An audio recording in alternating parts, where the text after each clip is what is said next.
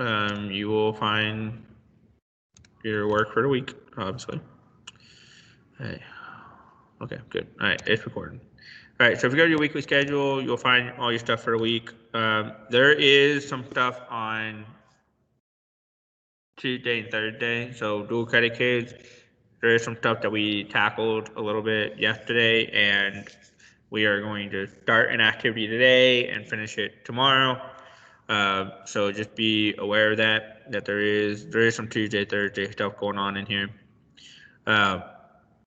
So very first thing that I wanted to do real quick is take about 10, maybe 15 minutes. And I'm actually going to set a timer on my phone just so I don't go too long, because I want to make sure we get to today's lesson too. So set a timer on my phone. So yesterday we looked at some Baggy analysis questions, and we looked at a couple of videos. We're not going to do everything like I did yesterday, but I just want to make sure that kids who are not in class yesterday kind of understand what we're doing on this handout. So if you open up this analysis question for the reaction in the Baggy, and so it gives you a little bit of information about law of conservation of mass, which is really what we're going to do today, as far as like showing that that's what's happening. So the question there was, how do we know that matter was not created nor destroyed during that chemical reaction with the Baggy? And ultimately it comes down to, we should have waited. We should have waited the reaction before. We should have waited the reaction after. And if the reaction and if you were perfect, you should get the same mass before and after the reaction. Okay? Even though it created a gas, that gas still has mass, still has matter in it. And you can weigh that gas, which is why we sealed it and made a bubble of a Baggy. You put it on the scale, and you're weighing that gas and everything else that's in there. Okay? Now, the math might not have been perfect, and so that leads us to question number 2. What errors might have been involved? What might have caused the math to go up or down, or etc.? And so you need to think about that, and you think about your lab and how well you did. There's lots of little things that could have happened with the pipette, with sealing the bag, with closing it, with lots of different things. Maybe you weighed it after you opened it and all the gas escaped, and whatever. But lots of things that could have happened where the math before and the math and after are not the same, but it should have been close to the same. Okay. What caused the gas to form? And so there were different compounds that we were talking about on there. I actually ended up giving away the answer yesterday, and sorry, I'm not going to give it away again today, but I actually ended up giving away the answer to the next couple of questions here by talking about this one a little bit too much in depth. There are a couple of videos here about how to make different gases, and then what happened to those gases when you have a flame. Okay, so what happens when you put a flame in hydrogen? What happens when you put a flame in oxygen, which is just the air, oxygen?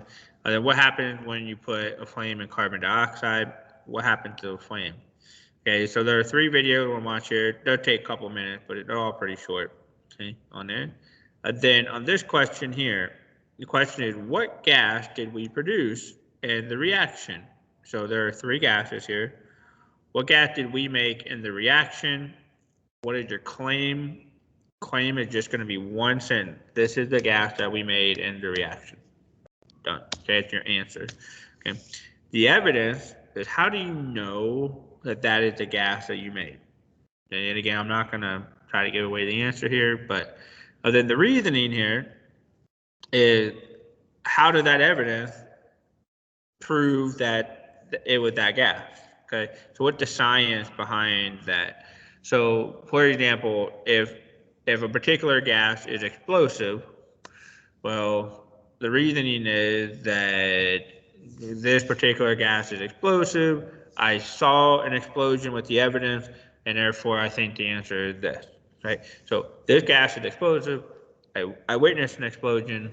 This gas, kind of go back to your claim on that. Okay. So claim, evidence, reasoning. And then thinking a little bit about temperature, what causes the temperature to increase on there. And again, just thinking a little bit about that, okay, on it. There are 4 or 5 white boxes here, okay. These are kind of, I'll give you some extra credit if you want to try to tackle these, but you don't have to tackle them, but I'm going to try to give you some extra credit if you want to tackle those. So, we worked on this yesterday, and I don't know if everybody finished it or not, but you might have finished it. So what I like to do today is give you about eight or so minutes to kind of work on this a little bit. And yes, might have a little bit of homework, okay, but we need to analyze this lab information. And then in about 8 minutes, we are going to talk about balancing chemical equations and law of conservation of matter. So I'm here if you need anything. So just take a few minutes, work on some stuff, ask questions, whether in the chat, privately, turn on your microphone. Feel free to ask any questions you have about this handout, about these analysis questions.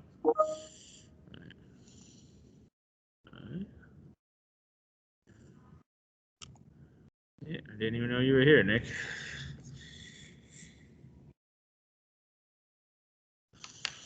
Again, if you are late and you're sneaking in and I don't know you're here, you need to tell your teacher that you're here so we don't mark you absent.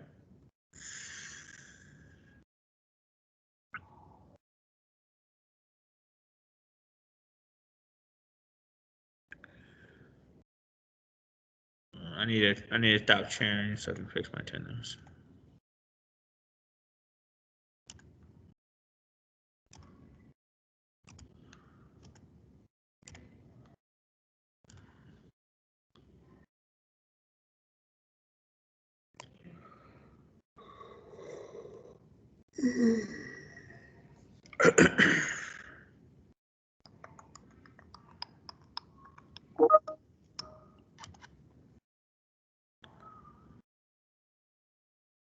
Yep.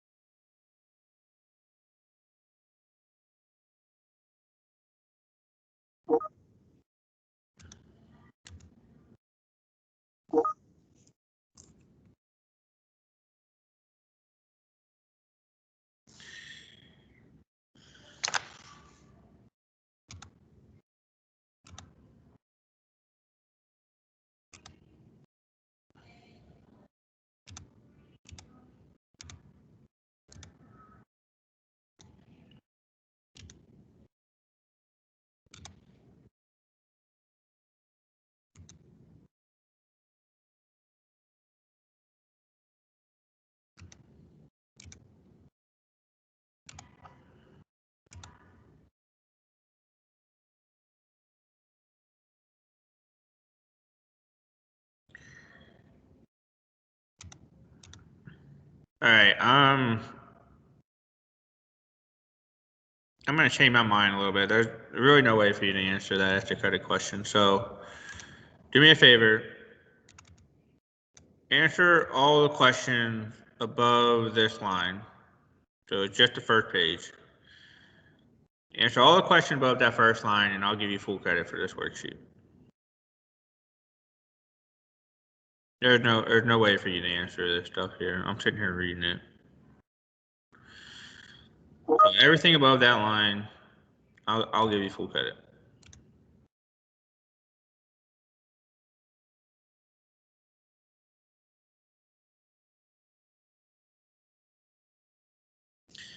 All right, we have about 4 more minutes.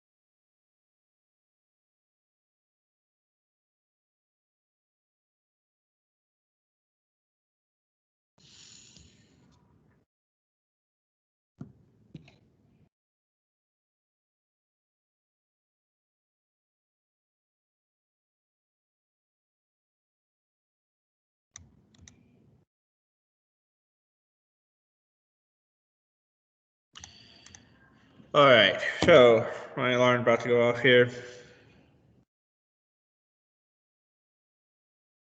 All right, so I know that's probably not enough time. And again, just make sure we're all here together. All I want you to do on that worksheet is is print it, do the reasoning, do everything above this line. That's all I want you to do, and I'll give you full credit for it. I should have looked at the worksheet a little bit more. I didn't make it. The other chemistry teacher made it, and I guess she did other things with her kids, but I didn't do this stuff with you, so sorry. Just do the above that line. I'll give you full credit, which is actually quite a few points for 5 questions, 5 or 6 questions. Okay, so that should be pretty easy to do. All right, let's go back to 25 points for 5 questions. That's a lot. That's a really easy, big point assignment. But anyway, all right. For today, we are going to do a balancing chemical equation we call Chem Balancer. Now, this Chem Balancer is an online quiz. However, it goes with a website. Okay, and so there is a website up here called Chem Balancer. And then what you're going to do is you are going to answer the quiz question based on what happens in Chem Balancer. So before we do that, let's talk a little bit about what is a chemical equation and how to balance them. So I'll just pop this up real quick. Again, I'm only going to take a couple minutes of doing this. So a chemical equation basically describes a chemical change, what is happening. Okay. There are different parts of the equation. The stuff in the front are called the reactants. You've heard me say that before. These are the things that are doing the reacting. These are reacting together, and then they are going to make a product. Okay, so a product is the final solution. Notice that we always use an arrow when we're talking about chemical equations. We never use an equal sign, because this plus this is not equal to these things. These are different. These are different topics. That's what a chemical change is. You're making something different. Okay, they're not the same. So these two react together, and then they yield, or they make, or they produce something different, which is this stuff over here. Okay, that's a reaction symbol. Okay, so again, the reaction is what you start with, written on the left side. Product is the new stuff, it's written on the right side of the equation. Typically, we always write left to right as well. You can go backwards on a reaction, but we typically will rewrite the equation. We'll flip the equation like, okay, if we're gonna go backwards, well, let's put this over here and go backwards. Okay, we normally always write the equation left to right. So we have subscripts and coefficients. We talked about these things a little bit here. So the subscripts are these little numbers here. They tell you how many atoms you have in your compound. So this had 2 atoms of hydrogen, 1 atom of oxygen. The coefficient tells you how many molecules you have of that particular compound. So this means I have 3 waters. Okay, so in all, I have 6 hydrogens. Okay. Go back to that real quick. I have 6 hydrogens and 3 oxygens if I do the math on that. Okay. So here is a really simple chemical equation. We have hydrogen gas. It's going to react with oxygen and create water. Okay, and that does happen. That's what happens when you ignite hydrogen gas. You make water vapor. Okay. Note that the chemical equation is balanced. I have 4 hydrogens here, 2 times 2 on the H. I have 4 hydrogens over here. I have 2 oxygens over here. And we got 1 over here times 2 out front. I got 2 oxygens there. We are balanced out. Remember, the law of conservation of mass states that cannot create nor destroy matter. So whatever you start with, you have to finish with. Okay. So the number of atoms on the left side of the equation, they're going to equal the number of atoms on the right side of the equation. And it has to be the same atom. Okay, unless you're going to do some kind of nuclear fusion or something. But that's not a chemical reaction, it's a nuclear reaction. All right, so they have to be the same both in and out. If your inventory of what you started with matches what you end with, the equation is balanced, is going to follow the law of conservation. Okay, you cannot create nor destroy the matter. Okay. So if you look at this equation here, this equation is unbalanced. Okay, so look at the picture. I have a CA4, which is methane, and an O2, which is over there. And then I'm going to take a count. I'm going to do what's called an inventory. On the reactant side, I have 1 carbon, it's 1 gray ball. I have 4 hydrogen, the 4 green balls, and I have 2 oxygen, 2 red balls there. So 1 carbon, 4 hydrogen, 2 oxygen. On this side, I have carbon dioxide and water, which are the products. Okay. And if you do the inventory, I have 1 carbon, only got 2 hydrogen, and I have 3 oxygen. So I destroyed 2 hydrogen. We can't do that. I created an extra oxygen. We can't do that. Okay. So this equation is not balanced.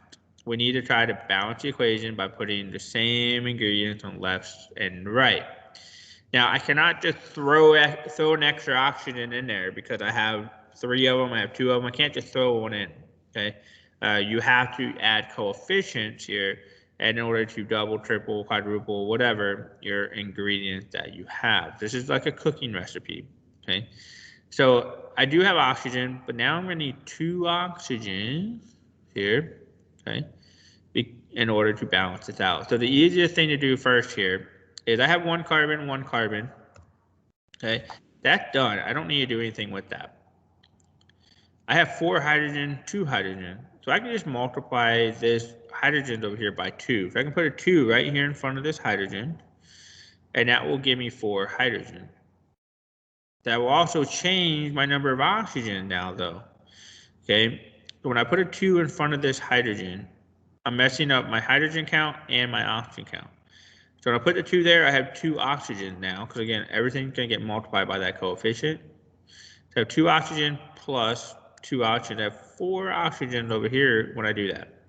So I gotta go over here and change this oxygen on the other side. Okay. So when I put the 2 in front of here, it's gonna change my oxygen count. I have 4. I gotta come over here and multiply this oxygen by 2 in order to equal 4. And then now everything is balanced. I have 1 carbon atom, 4 hydrogen atoms, and 4 carbon atoms. But again, note that they are different. Okay, I made a different substance. Okay. But everything is balanced. I started with these and I ended with these in a different way. Okay. So the rules of the game that we're going to be doing today, matter cannot be created or destroyed. Subscript can't be added, removed, or changed. Okay, you can't just say, well, I don't want water anymore. I want H3O. Can't do that. You have to add subscripts, or you have to add superscripts. Okay, the coefficient. You can only change coefficients. Coefficients can only go in front of the formula. They never go in the middle of the formula or even behind the formula. They only go in front.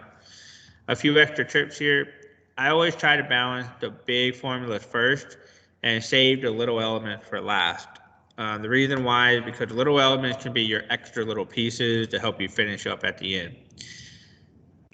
If you had the same polyatomic ion, we'll see some of those today. If the same polyatomic ion appears on both sides of the equation, treat that as one thing. Okay, you had your parentheses, right? Treat that as one thing.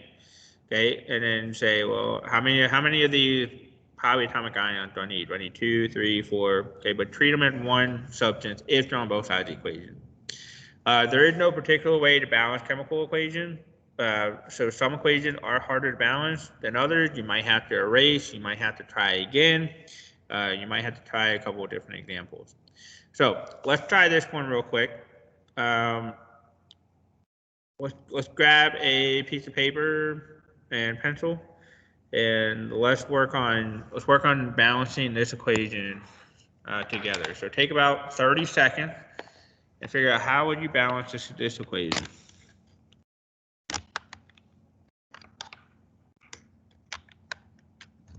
I'm plugging in my thing. I got an issue in my eye. What happened there? I'll leave the screen.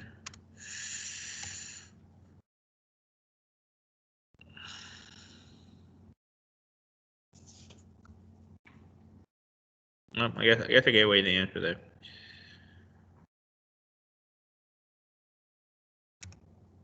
Anyway, I guess I can't really do it that way. All right, so when we go to balance this equation, let's take inventory. What is going to be on the right? What is going to be on the left? So for nitrogen on the left-hand side of the equation, I have 2 nitrogen. There, you see that. On the right-hand side, I have 1 nitrogen. On the left-hand side, I have 2 hydrogen, and I have 3 hydrogen on the right-hand side. So these are not balanced. So what I need to do is I need to add a coefficient in order to balance these out. Now this 2 and 1 2, and 3. So this means I'm gonna have to do 2 times 1.5 to give me 3. That's a weird decimal. But I could take this 1 here and I multiply it by 2. Everybody hear that? Everybody get that? So if I take this 1, which is over here, if I multiply it by 2, put a big 2 right there in front, that will give me 2 nitrogen. In the chat box, real quick, how many hydrogens on the right-hand side will I have now?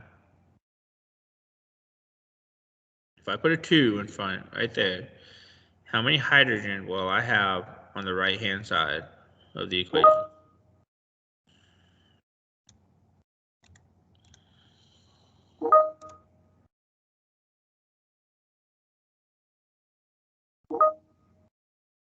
Yeah. So I'll end up with 6 hydrogens over there. So if I come down here and change this to 6, I can take the 2 and multiply it by 3, and that will give me 6. So I can put a 3 right here. That will give me 6 hydrogens to match up to 6 hydrogens over there. Okay. And so that will change that there, and then I will change that to 6. And then I got to come over here and put a 3 over there in order to change the hydrogen to 3. And then now everything is balanced when we do that. Okay. All right, and then this is a drawing of this just to kind of reiterate the idea that the same atoms are, I got 2 blues over here, 2 blues over there. I have 6 greens over here, 6 greens over there. Again, this is a cooking recipe. This is the amount of stuff that you need. I need 1 part nitrogen. I need 3 parts hydrogen in order to make this reaction work. Okay. All right, let's try another one real quick. Again, I would be doing all this on paper just to give you guys some practice, and we are going to do paper practice tomorrow and Friday. But anyways, this is just going to be stuff that we would do, like I would do it on paper. So again, let's count how many things we have on the left, how many things we have on the right. So first element is potassium, we have chlorine, and we have oxygen. Now be careful, that's not a carbon and an oxygen and an iodide. That's not an I, that's an L. Okay. If it was an I, it would have a top and a bottom cap on it. Whatever, that's an L, so that's chlorine. So on the right hand side, I have 1 potassium, K. I have 1 chlorine, there's no number there. And I have 3 oxygen. Pretty simple. On the right hand side, I have 1 potassium. I have 1 chlorine. And I have 2 oxygen. That's going to be weird. How are we going to figure this out? So how do I get, so these are all good. I don't need to do anything to these. How can I get 3 and 2 to equal each other? Any ideas? Any suggestions?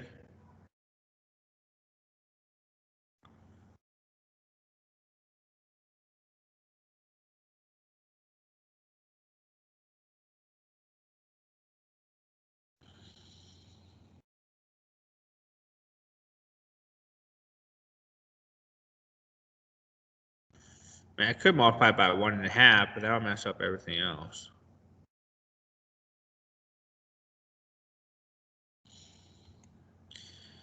So I can set these equal to each other. I can make them equal 6.